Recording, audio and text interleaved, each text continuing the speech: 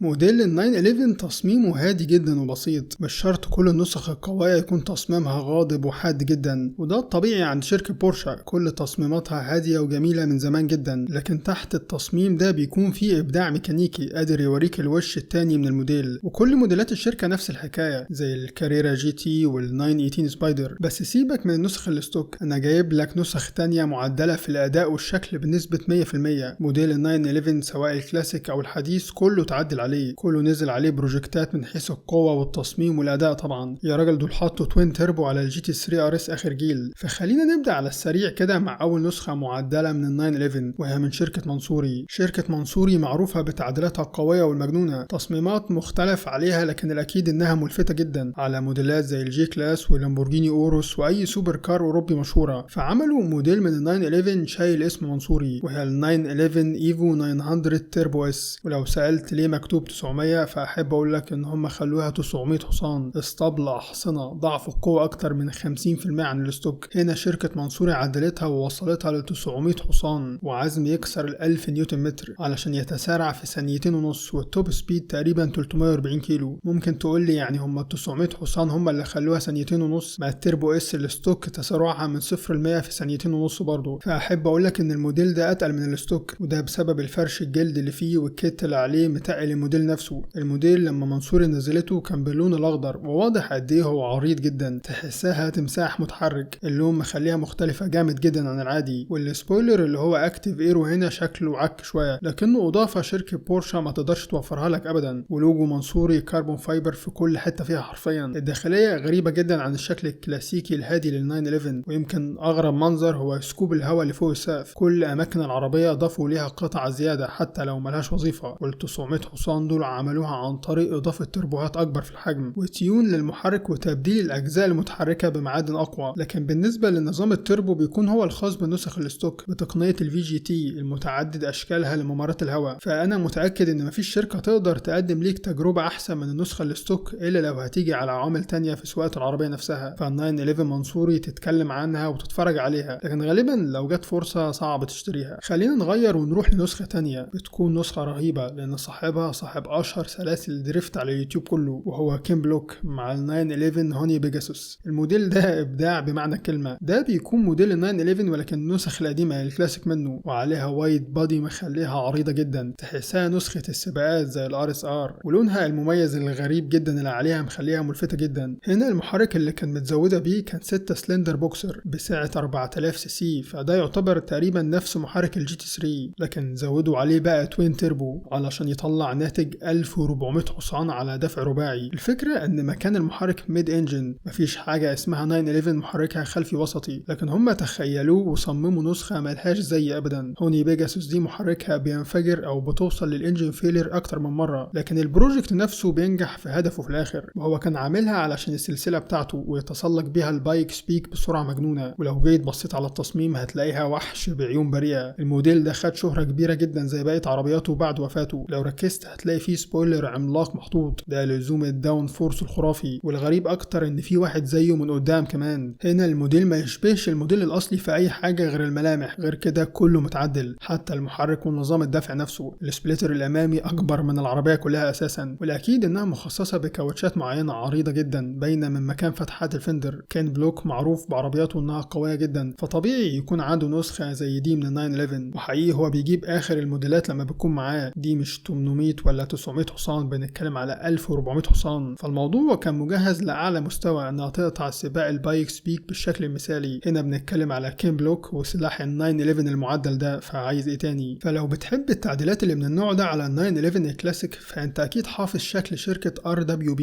اشهرهم مع المعدل الياباني اكيرا ناكاي، وموديل ال 993 باسم روتانا، راجل معروف جدا بتعديلاته على ال 911 بكل اجيالها خصوصا القديم، وكنا عملنا فيديو كامل عليه هنا على القناة لازم ترجع تشوفه. المهم انه مؤسس شركة RWB المتخصصة في تعديلات ال 911 وتغيير تصميمها العربية منفوخة ومعضلة وسريعة. والتميز حقيقي فعلا انه هو اللي بيشتغل بايده في اغلب الموديلات. واحد من الموديلات دي هو مسميها روتانا، وده بسبب انه كان متواجد قريب من مبنى شركة روتانا في منطقة الخليج، وفي سواق بعربية لامبورجيني بلون بنفسجي جري بسرعة شديدة جدا من جنبه. بعدها بيقرر انه يروح اليابان ويعمل اقوى 911 كلاسيك خارجة من عنده وهيسميها هنا روتانا. المهم انه فعلا عملها، والموديل ده حقيقي جميل جدا. الساموراي لو كان بورشا كان هيكون بالشكل ده الموديل، وهو ستوك بيكون صغير جدا وملموم، لكن اكيرا خلى الموديل عريض جدا. هي حرفيا بقت في نفس حجم الاجيال الجديده، بيكون فيها اجزاء فوق الرفارف، والبادي كيت كان اعرض من النسخ اللي بيبيعها للعملاء. والاكيد هنا ان في شيء عملاق جدا هو مركبه ورا مخليك مركز فيه بس، وهو السبويلر الغريب اللي ورا ده. هنا انت شايف سبويلر دورين، حرفيا بيفكرني بفيلم كارز لما ماكوين كان نايم في الشاحنه بتاعته وعدت من جنبه موديلات رخمت عليه. واحده من الموديلات دي كان فيها نفس ملامح السبويلر ده، بس اكيرا ناكاي ما اكتفاش بشكله بس، هنا بيعدل المحرك كمان اللي سعته بيكون 3600 سي سي في شكل 6 سلندر بوكستر، طبعا مع توين تيربو عملاق خلاها تولد 550 حصان. واكيد لاحظت حجم الكاوتشات الرهيب ده، وطبعا هو مختار هنا اللون البنفسجي الغامق ده، وفي كل حته في الموديل كاتب روتانا وار دبليو بي. يقال ان دي اقوى موديل خرجت عنده من الشركه، بس في الموديلات الحديثه اعتقد الكلام ده مش صحيح بنسبه كبيره، لكن ده ما يمنعش انها قويه وجميله جدا فعلا. اكيرا ناكاي هنا خلاص وصل لمرحله تغيير الشكل العربيه بشكل كامل، ومفيش حاجه تعرفك انها موديل ال 911 غير مكان الفوانيس. في جمله بتقول لا امانه مع الالمان، انا بحب الجمله دي جدا الصراحه. وبرابوس برضو ملهاش امان هي كمان. هنا بنتكلم على موديل ال 911 من برابوس باسم روكيت 900،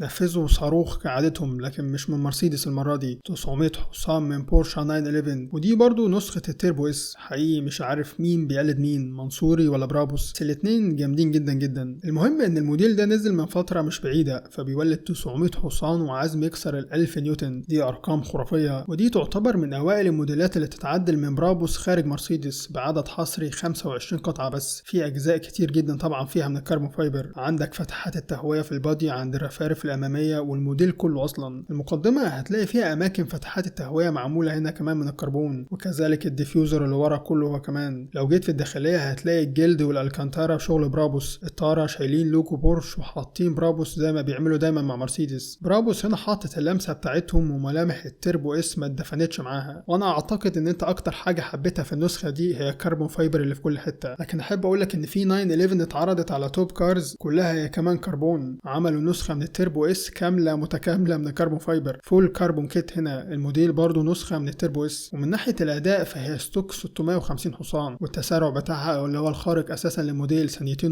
المبهر هنا هو الشكل الخارجي، الكيت ده معمول بكذا لون كلهم احلى من بعض، عندك اللون مع الكربون مديك شكل مبهر جدا. هنا النسخه اعرض شويه، والهيكل الخارجي كله معمول من نفس الماده. الجنوط هي كمان متعدله مش الستوك اللي بتنزل مع الموديل، بنتكلم عن كل حاجه حرفيا، السبليتر والمرايات وكل حاجه، كان ناقصها بس الفوانيس والازاز وتبقى كملت كده. حتى الداخليه فيها تفاصيل كتير جدا من الكربون، هي اسمها بالكامل 911 ستينجر جي تي ار ليميتد كربون فايبر. الموديل بيكون ستوك من ناحيه الميكانيكا، لكن الشكل الخارجي زي ما انت شايف كده. فلو انت عايز تنزل التراك فاكيد من افضل الاختيارات ليك هي نسخه الجي تي 3 ار اس، بس دي مش مجرد جي تي 3 ار اس عاديه، ده لو ينفع نقول عليها عاديه اصلا، دي نسخه متربنه بتوين تيربو واسمها تي تي 3 ار اس،